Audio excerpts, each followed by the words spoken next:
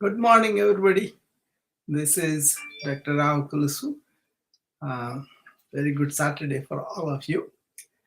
As you know, this is a part of the series I'm doing on my upcoming book, Modern Challenges, Ancient Solutions, is the title going to be.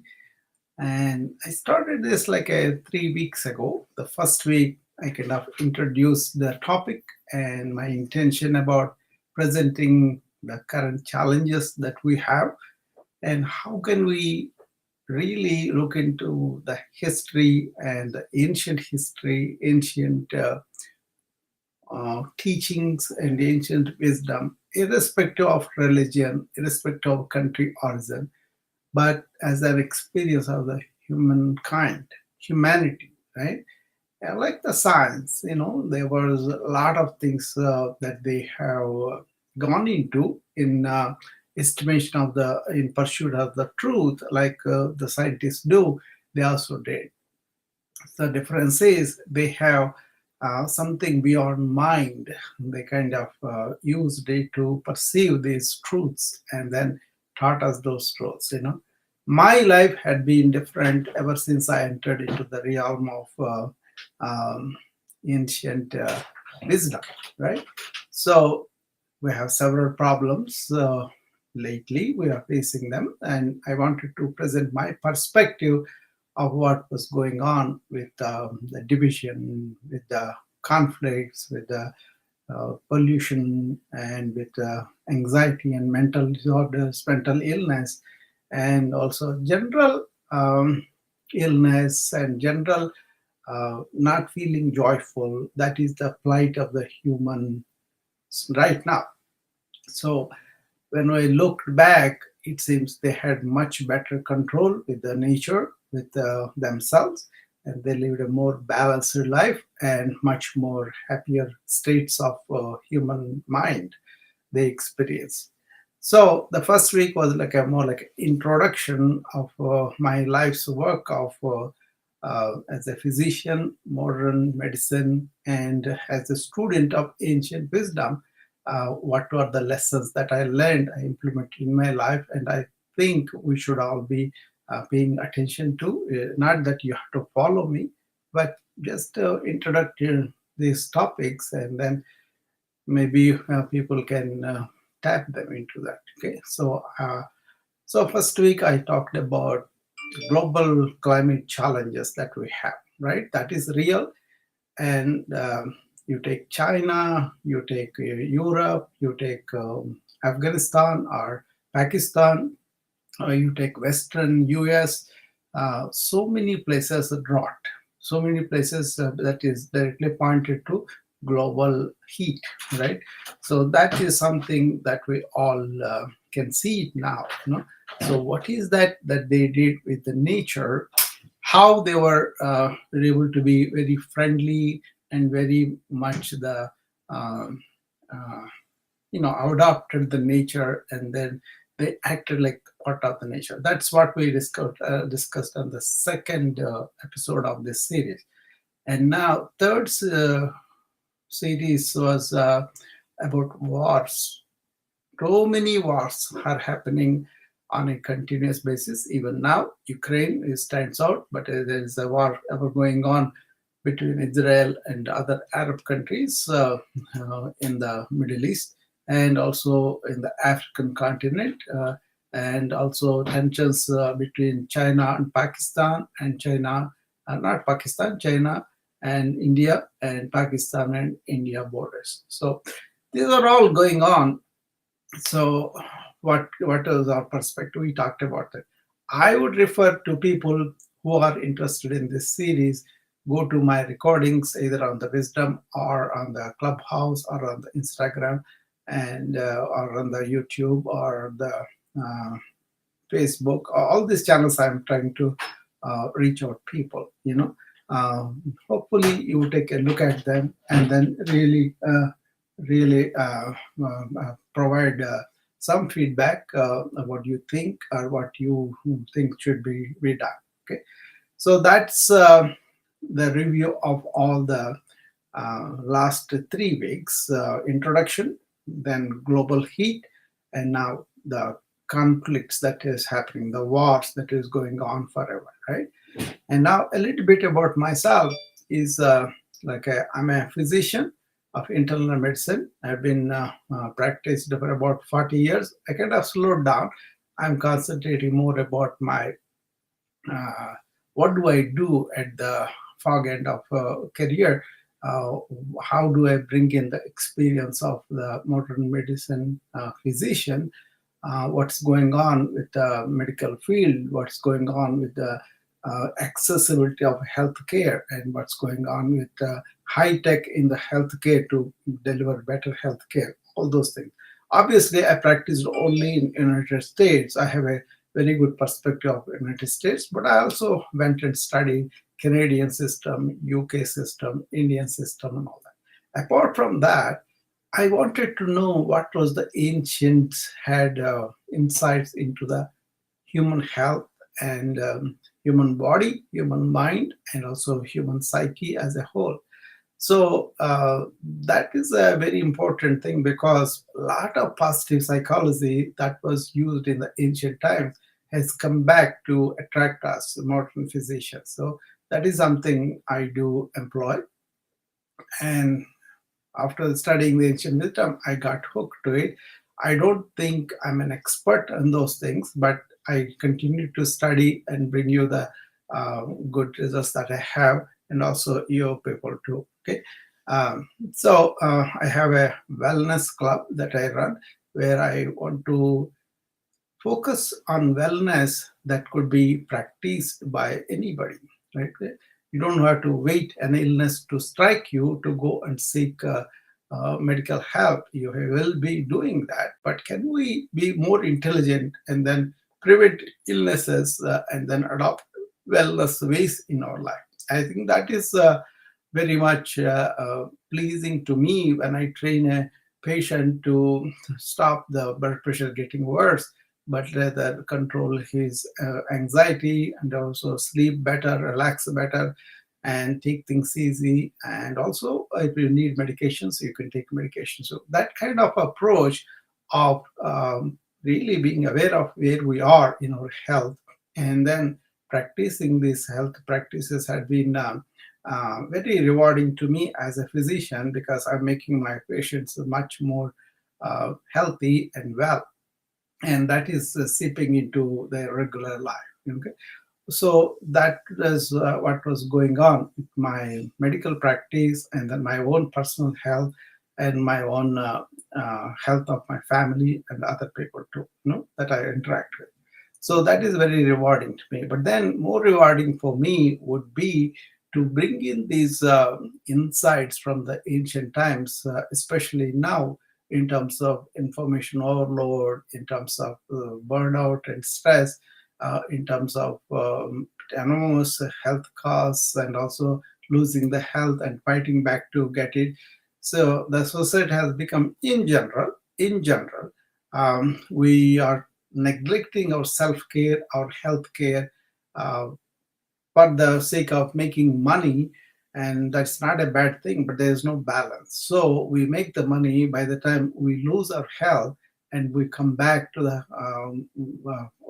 health after it is almost gone, and there's a big fight to get it back. Instead, why don't we employ wellness ways that we already know? Okay, that's why this book review going to be. Now today I want to, after getting to the global level of climate change and the global level of conflicts, I want to see what is the inequality among nations, among countries. That's very evident, right? There was a statistic saying that 6% of the population are enjoying 60% of the resources. Rest of them are really struggling a lot, and there are extremely poor conditions, and there are very few rich countries, and even those are affected by the global heat and climate change. But then they are able to handle. For example, all the carbon emission by the advanced countries is now considered to be causing more to the contribution to the global heat, right? and that is affecting the countries which are really poor in resources, and they are really getting the effects of that global heat change in terms of floods or droughts or whatever you call it, right? So they're suffering a lot. That is a fact now. So they don't have the money to recuperate from that, and they don't have. So they take, for example, Pakistan.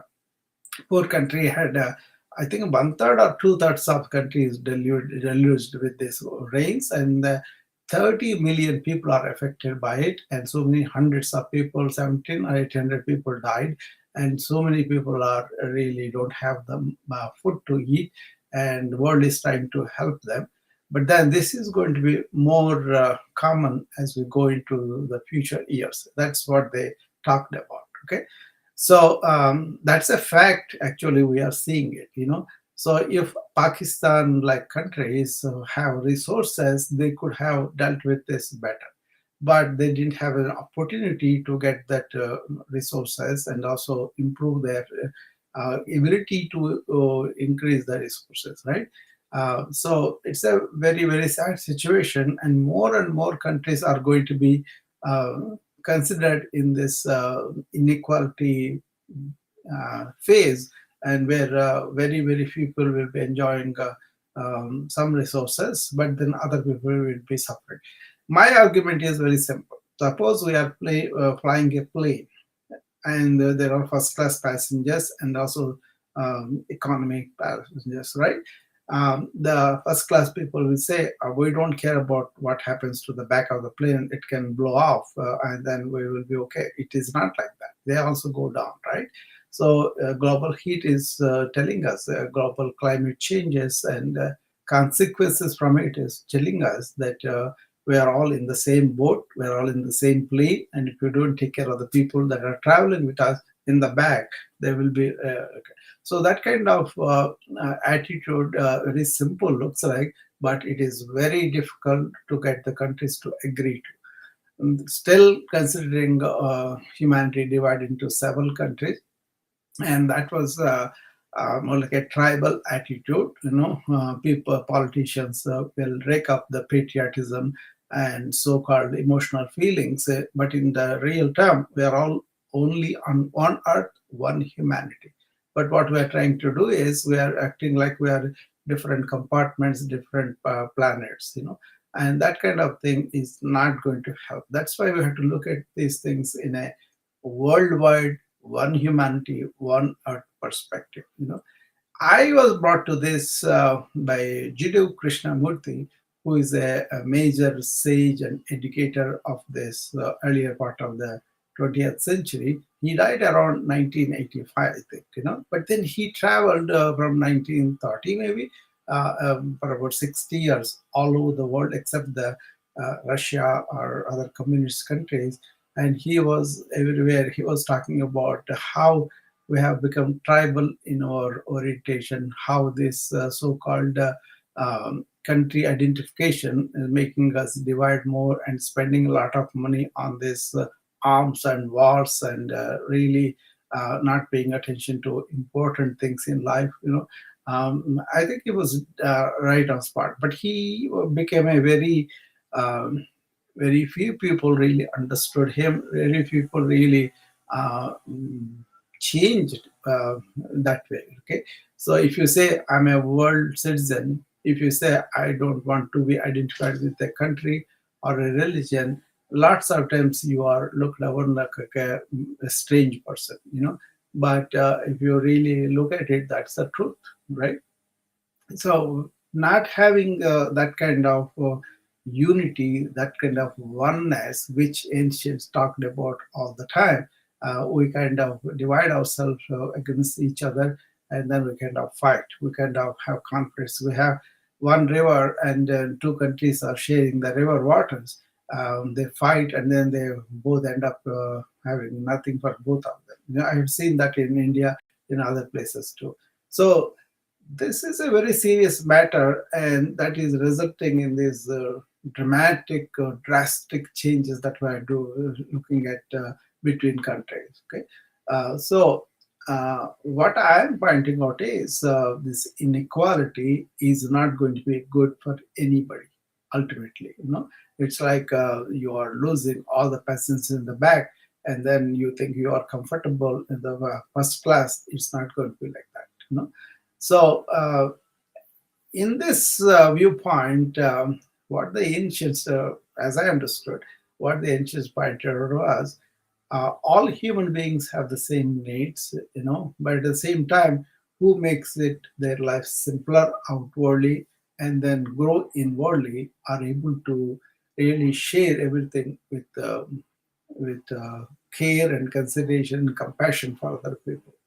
So instead of thinking of me and mine and accumulating all the stuff, it's like treating the guest like a god. They said, Atithi Devo Bhava. That was their saying in ancient India, where they said, whoever is a guest, whoever is the other person is my god. That kind of culture has brought back a lot of contentment to the host who is giving whatever he wants to give to the guest, and the guest was really grateful. So either way, both of them really benefited a lot. And that became a culture. And I've seen so many people in my childhood, in my mom, my grandfather, my people working underneath us, all those people I saw, they had so much uh, joy in giving to somebody. They didn't think of themselves first. So that kind of culture, even if it comes to a little bit of it, at least few politicians, few leaders, or few heads of families or heads of companies, it would be really changing the atmosphere of this me first and mine. I want to accumulate. That kind of thing may go away. Okay, so that is something we need to learn from the ancients about sharing, about being content with what we have, about really bringing up the other person up, giving a hand for them so that they can make them their life better. I think that kind of giving nature, that kind of sharing nature, that kind of really asking people to consider other people's need would go a long way. So that's what I think. For the inequality of the countries to stop, we need to consider the other poor countries as our brother, and other people that are really low in the ladder need some economic help and intellectual help and technology sharing and all that. Otherwise, it's like a wasting lot of money by hoarding things. Okay, they said something like if you are the sea, you want to give it, but if you want to hoard it, the sea will not be there, and then you will lose. That's the Swami Vivekananda's quote when he said that. Okay, so inequality, uh, not having this equanimous nature, that is causing our own doom as a planet, as a world, as different countries and all that.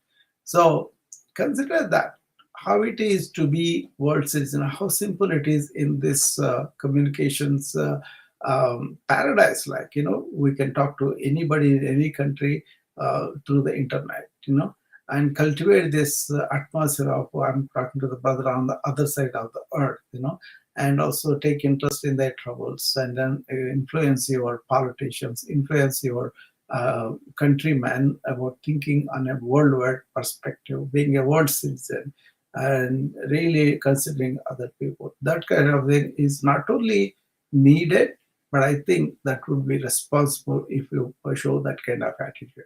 So this book is a attempt to bring my perspective of what was going on in the world, and it is divided so much, and what are the practical things we can bring. For example, what is the one single thing that we could take from the ancients about this? They said very simply, Vasudhaiva Kutumbakam. That means, I talked about it several times. What they said was, Vasudha means the entire world. Eka means one. Kutumbakam means family. The whole world is one family. Once we consider that, and once we have this loyalty to the family, once we say that weaker members of the family needs uh, our consideration, care, and sharing, and also empowering them so that they can improve themselves is very important. But then politicians, people who are religiously zealots, they don't allow this unity to happen. But in your heart, you can have that. It can display that to the other people. Okay, and then in your actions, you can show that. Like I'm coming and sharing my viewpoints, even though my personal life in my own pursuit of this ancient wisdom gave me enormous contentment, enormous joy and happiness within. I don't have to come out and tell anybody, or don't have to influence anybody, don't have to tell anybody that you have to change. That's not the intent. The intent is the modern challenges are coming to me as a physician, as a yoga practitioner, as a technologies, all the things I encounter with my friends, the burnout, the stress, the anxiety, the mental illness problems, all those things, addictions, all those things, they come to me directly because they want help after they got damaged. So I try to prevent them very early. I try to uh, give tools for people to empower themselves. They don't have to be my follower, they don't have to be my disciples or none of it. That's not the idea. I don't need that. What I need is I need to express this concern about what's going on in the society as a good citizen and responsible citizen. That's all I'm trying to do. And in this format, I invite people to come and contribute to this by first acknowledging what I'm talking about is true or not, and how their perspective differs on this, and if they agree with the solutions or not. If they have better solutions, yeah, present it. That's the idea of conducting this. This is the fourth week we are doing this room, and I think there are 9 chapters are there, and the last one will be just conclusions. But the next four also will be done in different topics. We'll go to families, individuals, like that. Okay, we have started with the planet, global climate change, and we plan to start with the planet being in conflict with each other, and now also why there is so much inequality among nations. We're talking about this today. So that's what I wanted to present to you all. And if you have any particular doubts or particular questions, you can ask me now or send me DMs. People are listening to the recording and they do send the DMs later. Probably they missed the talk for some reason. That's okay. So I have a guest on the Wisdom app. Let me bring them. Okay, Dr. Prashant Sharma. Okay. So we will talk to him and see what he has to say. Hi, Dr. Ra. Hi, Prashant. How are you? Not bad at all. Not bad at all. How are you doing? I'm doing great. Excellent. This is. I was just listening to your talk, and this is such a wonderful topic. I feel like this is so valuable in today's day and age. Thank you for talking about this and dispersing this type of information. Sure, Prashant. I'm meeting you for the first time. Nice meeting you. Yes. Thanks for coming. Yeah, you too. So yeah, I feel like this is more like a need. Out of that need I talk about, because so many things are happening, and I have been following this Earth's climate thing since 1980s. At the same time, if you look at these sages, educators, and worldwide thinkers, they were very worried even then. They were presenting the damage we are doing and all. But then our lifestyles have not changed, and then they still now. If you take the awareness factor, not all the people are aware of it. Only percentage of people are aware of it. That's why we're not able to get these changes that we want to make them. Don't you think so? Oh, absolutely. I agree with that because, in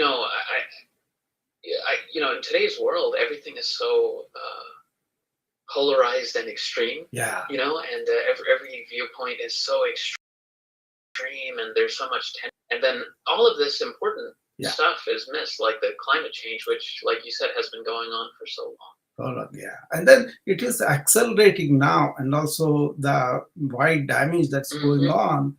Look at the Pakistan, 30 million people affected, and 1,800 or something Yes. died. Yeah. I watched this evening news hour from the public channel, and they are covering these things very well. They are not Republicans or Democrats; they are kind of independent, right? That's why I listen to them. Then they have been focusing this since the 1980s. They have been focusing on the earth, and they have been bringing it forth. But still, we are not. We meet. We say, okay, we're going to do this, but then one way or other they fall off, and then things are not done. You know what I'm really encouraged about this new generation that's coming up. They are much more alert and aware, and they want real change. They don't want only empty promises. Yes. That's encouraging, right? What do you think about that? Yeah, absolutely. Yeah, I think they're much more. Yeah, they're much more motivated. Yeah. They're more willing to speak out Yeah. on these things, right? And Yeah. they're more willing to. Yeah. Because you're right. We talk about this. I read an article the other day. The droughts on the West Coast, and in Yeah. a decade, this area is going to dry up and everything. But the behavior doesn't change. And, You know? yeah. And That's where the awareness is needed. I think people are intelligent if only they know the facts correctly, and if they can watch them, I think they will act. They will conserve water, they will stop polluting the air, and all that. At least a percentage will definitely increase about protecting the earth.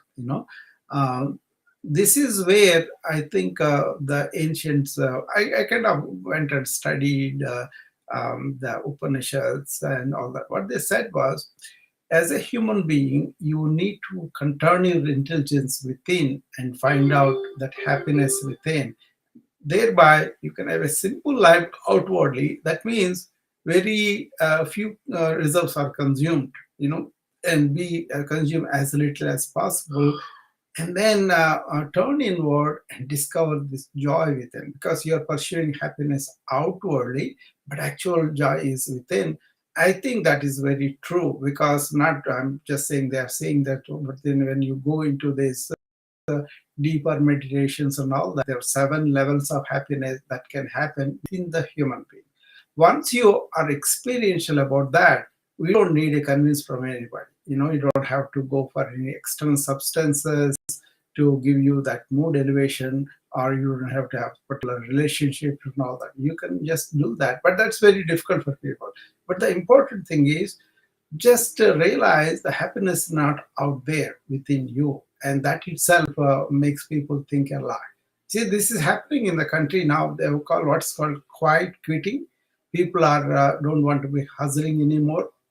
They want to do their job from 8 to 5, and then afterwards they want to have some meaningful life, with my family, with my society, with myself. What do I want? What is the meaningful for me? People are talking about it. So many people, Viktor Frankl, and so many like that talked about it. But then when it comes to meaningful, people are driven by this money revenue thing, and then people are. I think in COVID, one good thing happened was a lot of people turned inward. They were left alone at home. Some people went crazy, but the yes. people who are able to handle turning in were really found out, okay, this cog in the wheel, this making people work me for their own benefit is not I'm going to do. I'm going to turn myself within and to find out. I think that's the responsible for the quiet quit. What do you think, Shah? Yeah. Oh, absolutely, Dr. Ed. Yeah, it's that turning inward. Yeah. That's a fascinating concept in itself. I think I need to read more on the Upanishads, Oh, yeah. and kind of go into that. Yeah. Actually, this is such a big deal for them, because not only that, later on also over the centuries, latest Ramana Maharshi also talked about turning inward and finding who you are is the purpose of your life. He even says, mind your business, turn inward and find out yourself, not outward. And he's also said, happiness is not out there, it is within you. I really think that is so, because that is my experience. Not all the degrees, all the money, everything, they seemed meaningless after they got, But then when you really shut off this superficial cognitive mind and then go into the deeper states of meditation, and not really self hypnosis, but more like this, all they're called Antarshitalata. That means inward coolness, bliss of coolness, and that you can see. Then what happens is the mind will not be restless,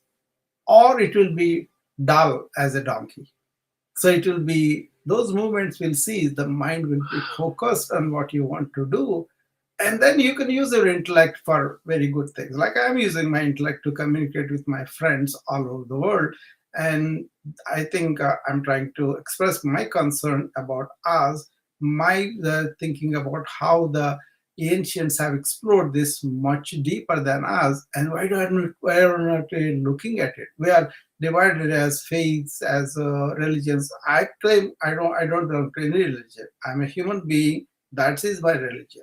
So Sure. that kind of thing, when you see it, inward joy is possible when you turn your mind inward and touch that blissful thing. They talked about what is Yeah. existing, what is consciousness, what is really blissful is within us. It's all one. That is the one which is giving us a life to the body and mind. But we can mistakenly identify the body and mind as the thing, and we forget our real self. That's what they were pointing out. But you have to do the work by yourself. You cannot just repeat it. You got to shut off everything outward and go. I'm a yoga practitioner, Prashant. This is also they taught. They said there are 8 steps in yoga. First 2 steps are ethical and moral things that you have to do. You have to be ethical, you have to be moral. And the third step is you have to uh, make your body strong enough to sit. And then fourth step is breathing. That is the one which helps you energy, but also controls the thought. Then fifth step is don't let the senses go and indulge outside. I think that has become the modern problem now. Withdraw the senses. Then concentrate your thoughts, Mm, then meditate on them, and then you get this observed state. Stay there. If you do that twice a day with the activity that we do, that's enormously beneficial. That's what I teach in my wellness club. Whoever comes, I will tell them all the yoga, all the breathing, everything is sort of preliminary to what we're going to do with our mind. Actually, yoga is for the mind. A lot of people don't understand that. you know that's fascinating. So that's what you would recommend, this yeah, kind of twice a day kind of yeah. yoga routine. Yeah, Uh, just you don't have to do yoga completely. What you have to understand is, do I have to think continuously? Do I have to overburden myself with a lot of information? Or do I have to give some time for the mind not to go neurotic? That's what's happening with us. So much of information, so many yes. theories, we are getting neurotic, but not really staying down and say, I don't need to think so much. I can enjoy my life. I can go and appreciate the nature or my relationship. I have a good laugh with my friend or wife or something, or I can have just a conversation. Those things are not going away because kids are really getting used to the neurotic behavior right from the beginning. Give them what is that? Carrying phone all the time and not able to even converse with anybody. Isn't that Yeah. neurotic? It is very clear to me, but even most of the parents are not able to see, and they're allowing the kids to be neurotic like that. They may function at the Yes. level, but if you take their capacity to uh, deal with their own struggles, or have a meaningful relationship, or really be able to relax and sleep and renew themselves, that is being challenged. So I'm seeing that all the time. Attention is going down. People are not sleeping well. People are getting ill much younger ages. They are getting obese. All those are practical problems I'm seeing. So just don't embrace the technology just like that, but be intelligent about being in charge of the technology so that it will be useful for me, not damage me. Yes.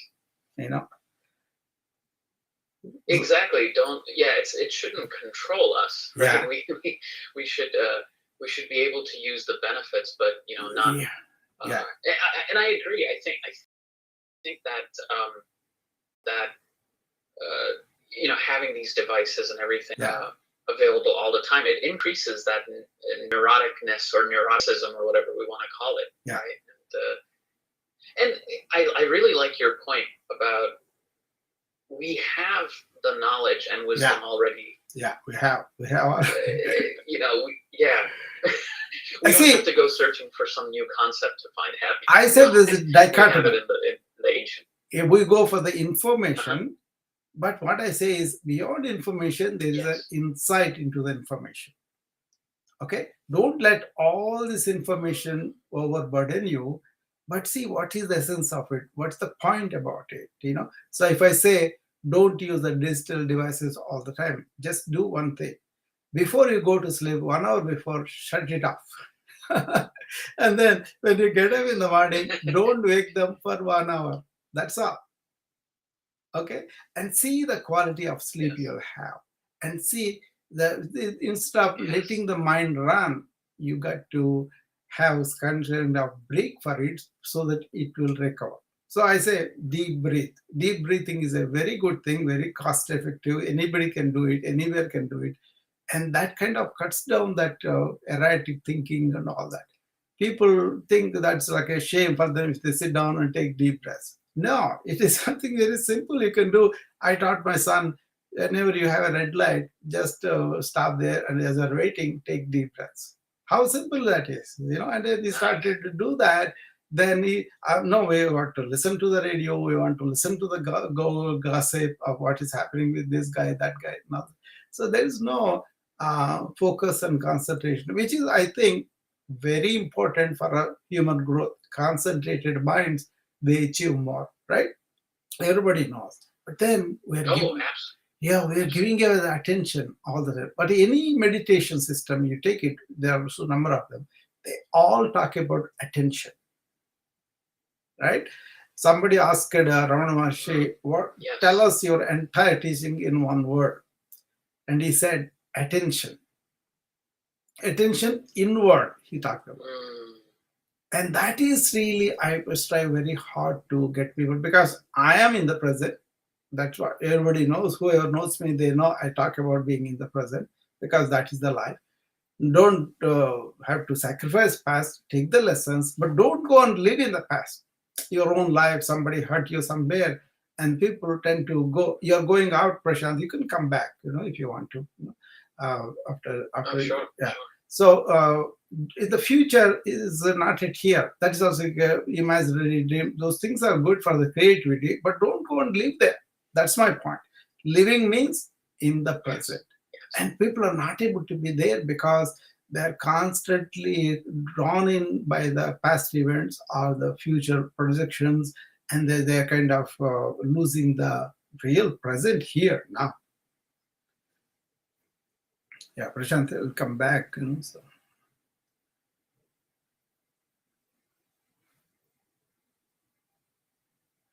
So Prashant is coming back. I'm glad he's here. He's able to understand. Obviously, he's doing that. So what do you do, Prashant? It's good to see you here. Oh, thank you. Yeah, no, I'm very interested in this. So I'm a psychiatrist, but I really am interested in incorporating spirituality into mental health. Yeah, that's already happening. And not like yes. Positive psychological aspects from ancient wisdom. That's what I kind of tell people. And there's also called spiritual bypassing. People are not settled in their mental psychological realm, and suppose they have a past traumatic event, they will be reliving that quite often, and they cannot say, I'm going to be a completely liberated individual, and that's like an illusion, right? So that's something. They had this ways of life, like a Purushartha they used to call, and they had this structure of one family. They had this structure of nature is our mother. So many structures they have. I did a 5 talk series one time on YouTube, which is there on my channel. It's called Human Enhancement. In that, How is the human influencement approached by the ancients? See, style is you don't have to approach or adopt any particular religion, or you don't have to be loyal to one particular Mm, nation, but be loyal to the facts, to the wisdom. Science, that's what we do, right? What's the difference between modern psychology and them is modern psychology used people's thought to look at things and understand and all that. Whereas they are beyond thought.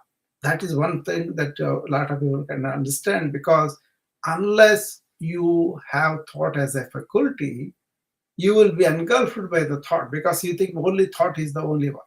But there is an element of perception that is beyond thought, intuition beyond thought. So what they mm, did was they kind of went beyond the thought by this meditation. You can see the last three steps I told you about, or the was the dharana, dhyana, samadhi. Dharana is where you want to mm. bring all the thoughts to concentrate one thought, and then meditation is going beyond that one thought. And once you achieve that state of complete void, or silence, or whatever you call it, and that is experiential, you cannot describe it. You cannot say, oh, you will do this, but people will have to understand where the thought is and all that. But once you are there, you can be absorbed into that state and emptiness, like we have it in deep sleep. That we can do during the day also. Mm. And out of that, they had a lot of insights that happened, even scientifically also. So many things happened because there is a superior intelligence than us. You can call it God or self or consciousness, whatever. But then that is there in all religions, connecting with that energy and then really having the insights into so many problems. Like I talk about Ramanujan all the time. He was a famous mathematician, all that, right? And he had this dedicated approach to his devoted goddess, and when he was sleeping, she came into his dream and wrote the formulas on his tongue, I believe. And he was a very integrity person. Wow. So he told that to the Thomas Hardy because Thomas Hardy only saw his formulas on the mail that Ramanujan sent it to them. He was the leading physicist at the time. But he was bowled over because he knows what is the limitations of or challenges of the physics at the time. And Ramanujan showed them all the solutions, and he wanted to know how he arrived. But Ramanujan comes and tells him, this is what happened, this is what I'm writing. And then he went on writing on the deathbed also. Because if you take it, any insight we have kind of happens, not because maybe we're working on formulas and everything, but then when we stop, all this suddenly insight comes when you go to the bathroom or break. But these people who are geniuses, like they have a level of Tesla or Einstein or anybody you take it, these insights are important. The ancient explosion into that is very significant. That's where they went beyond mental, psychological realms into the consciousness. That is where the difficulty to understand. Consciousness producing our mind and body is their thing. We say our mind produces consciousness. That's become a hard problem of consciousness now. How does the inert material produces this, excited consciousness? That's where the mistake happened, and that's why people are adopting a thought or psychological systems based on thought. It's not that they are not good, but they are limited. You see, that's why a lot of patients we treat with the depression, Yes. anxiety, we are intent to do it, but the instruments that are using are really not adequate. And also, we are sending them back to what the conditions that produce them. So Exactly. the Exactly. And yeah, that's the disconnect. Yeah. yeah, Uh-huh. my approach is really pointing out these conditions that is producing this neurosis, depression, anxiety, minimize them or make them understand how they. For example, I'm using technology. Why can't I be in charge of the technology rather than being overwhelmed by it? If I'm conscious about that problem, then Yes. I would not. Like a smoking. Smoking is there. Yeah, I know that smoking is bad. I never smoked, unfortunately, but I treated thousands of patients with smoking, and I have success with people too, because I understood it's a psychological, physical addiction, and also socially, so many things push you towards that. Once I made them understand all that, they were able to open their eyes. And then what I focused on was how can you have empowerment within you so that you can face these temptations rather than succumb to them. This I call internal resilience. That I learned from the yoga system and Oh, Ayurveda. And then once I'm internally resilient, I won't yield to the temptation.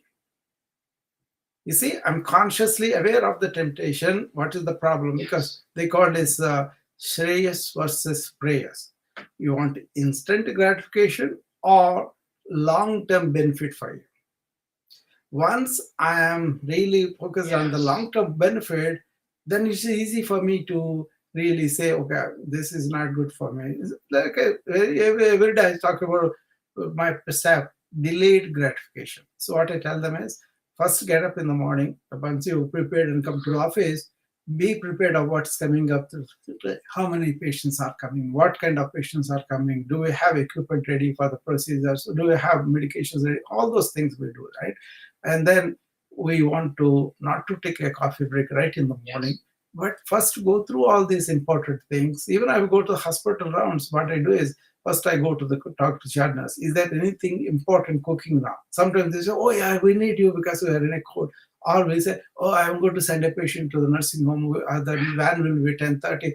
Get the paper. Then I do that. Then they leave me alone, and I go and leisurely rounds where I can pay attention to my patients. It's a very simple thing, right?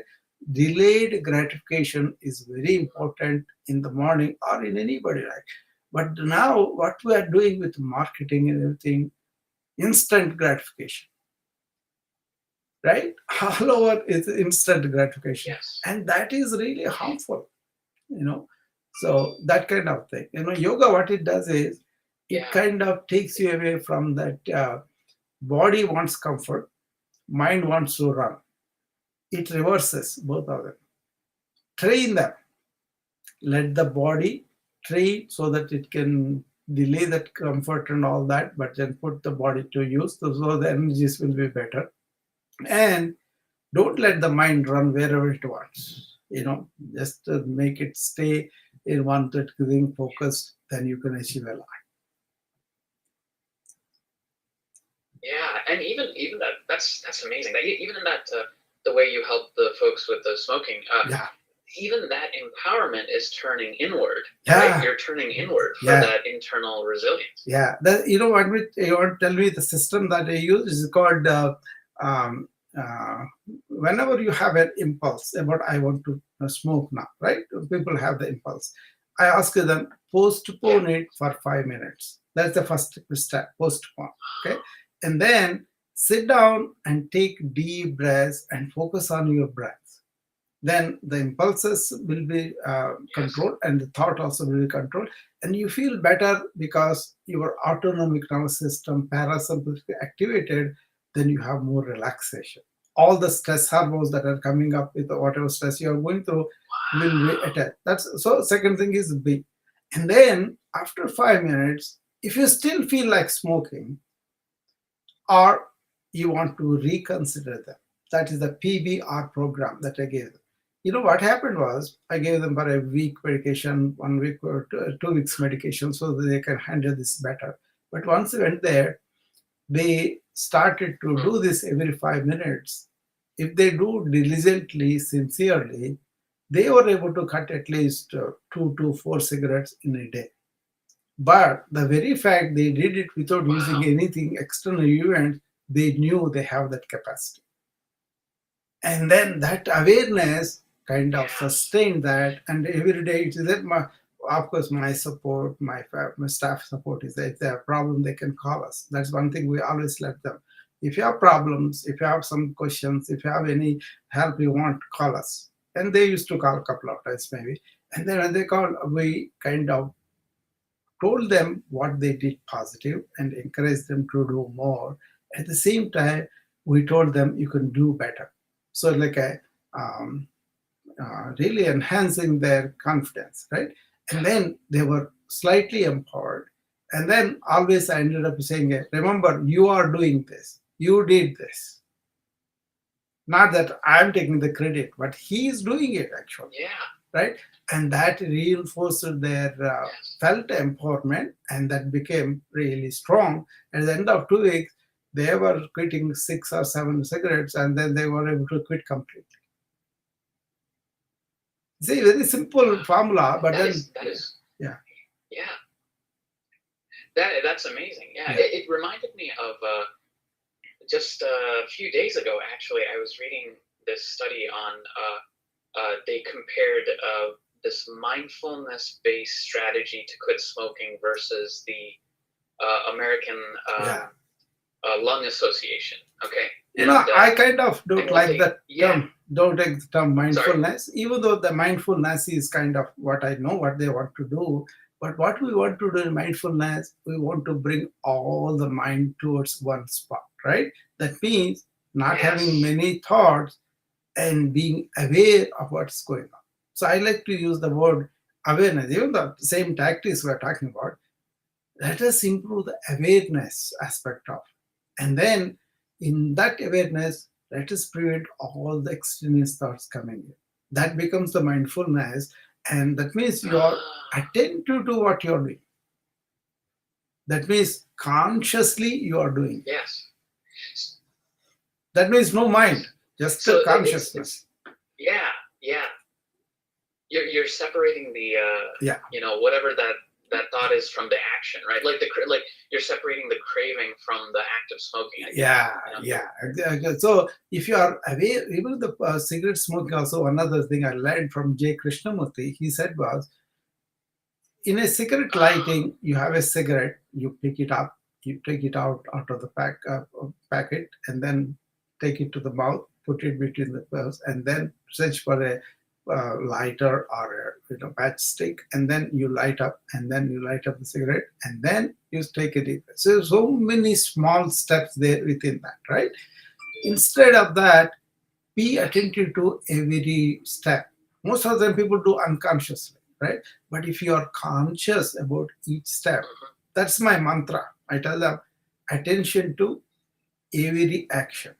That means every step of the process. Mm, Then you are brought to the current moment. that Then you'll be able to control it better, right? So when I said that attention to every action, I put it in my yes. office also with my staff. What it is most of them they worry about, oh, I failed that day, so I'm going to fail. That is not here. That's your memory. You're bringing it unnecessary. Or they know, what if I fail? I'm not be able to do that. That is projecting into the future, which is not here. That means it's all thought process. So what we are bringing here is go beyond that Yes. chattering thought to your conscious decision making, consciousness, awareness. So I tell people I want to train them to be aware all the time. Prashant, they're going to come back if you want to. Yes. Yeah, Well, Dr. Rav, thank you so much. yeah.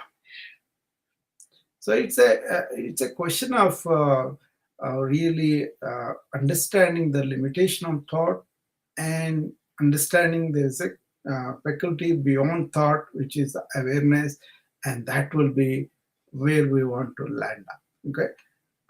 Even these external problems, the big problems that we have, like this inequality, has grown out of because we are not conscious of contributing to that problem with our behavior. You know, so that kind of thing.